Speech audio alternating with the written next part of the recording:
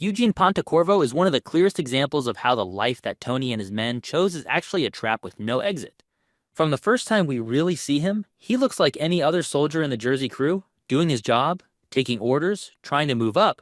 But under that normal surface, there is a man who wants something very simple. And in that world, something simple is often the hardest thing to get. He wants out. He wants a normal life with his wife, his kids, some money in the bank, and some peace. The tragedy is that by the time he finally has a real chance to leave, every chain he ever put on himself pulls tight at the same time, and he breaks instead of getting free. At first, Eugene seems like a loyal worker bee. He is not a star in the crew like Christopher or Polly. He is a background guy, often in the room, often at the table, but not the one talking the most. That is part of what makes his story so strong. In that world, many men think being made is the dream. We see Eugene when he becomes a made man, and he is proud. His family is proud, and Tony shows him the respect that comes with it. In those early moments, he looks like someone who finally got what he had been working toward for years. But even at that point, the seeds of his later despair are there. To be made means more status and more money, but it also means more rules, more ties, more people who own a piece of you. Eugene does not fully understand this until it is too late. By the time we get to his final episode, we learn he has something that none of the other guys have: a real way to leave. His aunt dies and leaves him a big inheritance. It is the kind of money that, if used right, could pay for a new house, a small business, and a clean start in a place like Florida. For a regular working man, that would be the big break. For a mob soldier, that money turns into one more rope around his neck. Eugene's wife, Deanne, is a huge part of his state of mind. She is not just hoping to leave, she is pushing for it in a loud, sharp way. She hates their life in New Jersey. She hates the danger, the stress, and the social rules of that circle. She dreams of a house in Florida, a pool, palm trees, and a simple life far away from Tony and his problems. She does not just see the inheritance as a chance. To her, it is the last chance. This pressure at home is constant. She complains, she cries, she threatens to leave him if he does not make it happen. Instead of being his safe space, his own house becomes another place where he is judged and pushed. At the same time, Eugene is still trying to be a good earner and show that he is loyal. The cold open, where he kills the guy at the poker game, shows this. He is sent to deal with a man who has caused trouble for the crew. Eugene does the job without any visible hesitation. He pulls the trigger and then goes about his day. It reminds us that he is not some innocent bystander. He has blood on his hands just like the others. The show wants us to understand that he is both a victim of the life and an active part of it. The sympathy we feel for him later is always mixed with the knowledge that he chose this path and has done terrible things. The biggest hidden weight on Eugene is that he is an informant. We find out that he has been talking to the FBI, giving them information in exchange for some earlier break. Already that puts him in a painful place. He is trying to serve two masters that would both kill him if they knew the full story. The agents do not really care about him as a person. They care about what he can give them about Tony. Tony, for his part, trusts him enough to keep him around, but would have him tortured and killed if he discovered the truth. Eugene spends his days living with that secret, and it eats away at him. When the idea of moving to Florida becomes serious, Eugene thinks the fact that he is an informant might actually help. He goes to his handlers and says he wants to move with his family. He asks to be released from his duties as a source. But the FBI is not a charity, and they do not think in those human terms. To them, he is a tool that still works. They have invested time in him. They know he has access to valuable information about Tony and the crew, so they say no.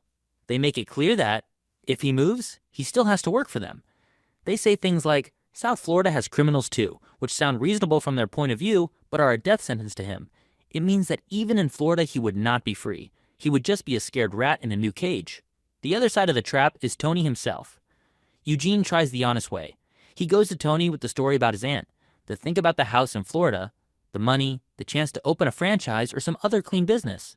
He frames it as a family thing, which usually gets respect in that culture. Men in that world often say family first, but what we see is that the boss's needs always come first. Tony gives him a smile, cracks a few jokes, but the answer's still no. The reason he gives is that Eugene is too valuable as an earner, and that him leaving would send the wrong message.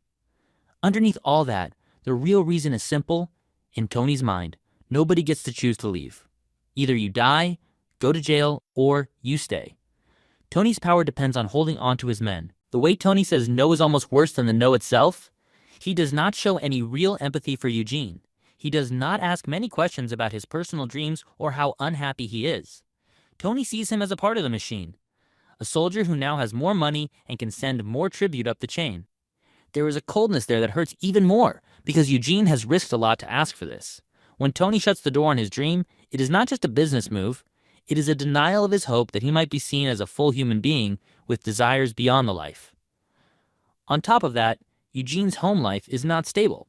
His son is having serious problems, including drug use and behavior issues at school. Instead of his family being a strong, clean reason to leave, they are another mess he has to fix.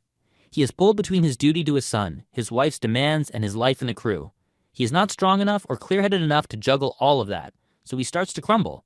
We see him getting more desperate, more moody, and more alone. The scenes of him daydreaming about Florida and looking at real estate show a man who is already living in a fantasy because he cannot bear his real life. What makes Eugene different from some of the other men is that he is not built to carry this level of pressure. Polly can live with stress by turning everything into a joke or superstition. Christopher uses drugs and ego to keep going. Tony has therapy, self-pity, and his own twisted sense of control. Eugene has none of those coping tools. He has regular guy dreams, sunshine, a small business, time with his wife, and safety for his kids. When every door to that dream closes, he does not have a backup way to justify his pain. He cannot convince himself like Tony does that this is the life. He knows deep down this is not the life he wants anymore. His role as an informant also destroys his sense of identity. In that culture, being a rat is the worst thing you can be. Even if nobody knows, he knows. Every time he sits at the table with Tony and the others, every time he shakes someone's hand at the Bing, he's aware that he is lying to them and setting them up. That kind of double life will wear down almost anyone.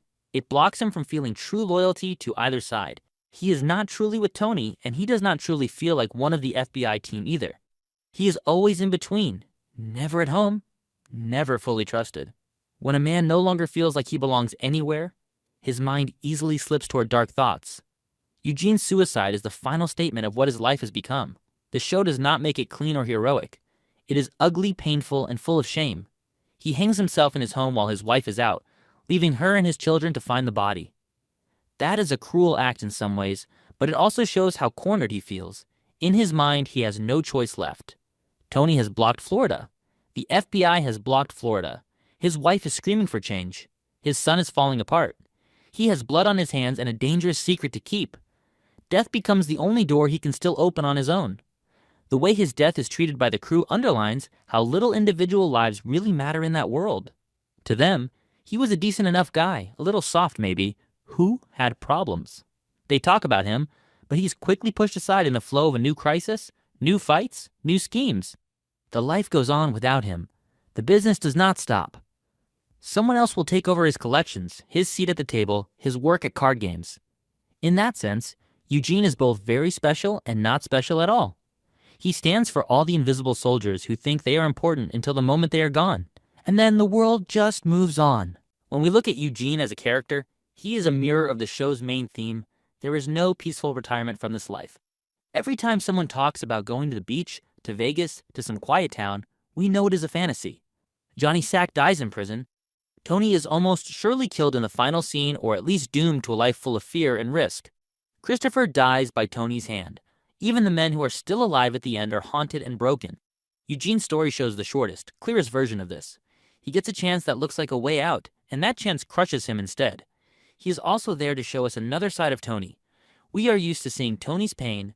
We know he has panic attacks and problems with his mother and wife. Sometimes we even feel sorry for him. But in the scene with Eugene asking to move, Tony is pure boss. There is no kindness there, only control. He might tell himself that he is being practical, that he cannot show weakness, that letting a made man leave would look bad. But at the end of the day, he is choosing his power over a friend's basic happiness. When Eugene dies, Tony feels some regret on the surface, but he never really looks at how his refusal helped push that man over the edge. That is part of what makes Tony so dangerous. He can ruin a life and then keep walking. In a way, Eugene is the average mob guy that the show rarely focuses on. Not the boss, not the hot-headed young star, not the crazy old-timer. Just a middleman with a wife, kids, bills, and private dreams. His fall tells us that even for the average guy, this life eats you.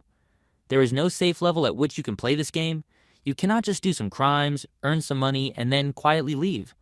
Once you are in, your freedom belongs to other people, and your fate is tied to powers you cannot control. His story also says something about the American dream. Eugene finally gets the kind of thing many working people wish for, an inheritance big enough to change their life. But because of who he is and what he has done, he cannot use it. The money might as well be poison.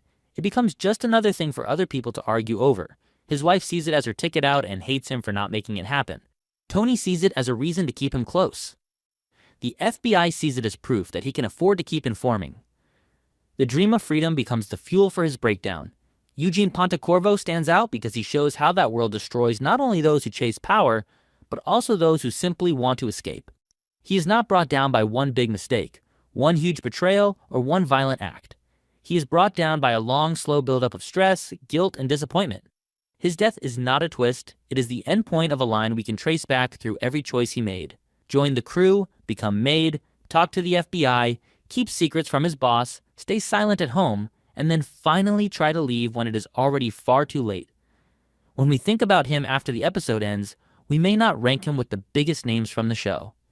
But his piece of the story stays in the back of our mind. The next time someone in that world talks about going down the shore, or moving away or retiring, we remember Eugene hanging in that room. His story whispers that in this world, the door-marked exit is usually fake, and the only real way out is one that costs everything you have. Eugene Pontecorvo's story shows in a very clear way what this life really is. A place where even the quiet, average guy is slowly squeezed until there is nothing left. He is not a hothead like Christopher, not a loudmouth like Polly, not a boss playing chess with everyone's lives. He is a mid-level guy who simply wants to cash in, move south, and live out his days in peace with his family. The fact that he cannot do this, even with money in his pocket and a real plan, tells us everything we need to know. This is not a world you retire from. It is a world that owns you. Every part of his life pulls him in a different direction. His wife screams at him for change. His son drifts into trouble. The FBI tugs at him from one side. Tony pulls from the other. Each person talks to him like he's a tool, not a human being. No one asks what living between those pressures actually feels like. No one really cares what years of double life and silent fear do to a man's mind. By the time he puts the rope around his neck, the real question is not, why did he do it? But how did he last this long? In the end, Eugene is both small and huge in the story. Small, because the crew moves on fast after his death. Huge, because his fate is the purest version of the show's main truth. The life Tony sells as loyalty, honor, and family is actually a cage where dreams like Eugene's go to die. His failed attempt to leave is the warning sign hanging over everyone. Once you step into that world, you may think about the sun and palm trees, but you are already buried.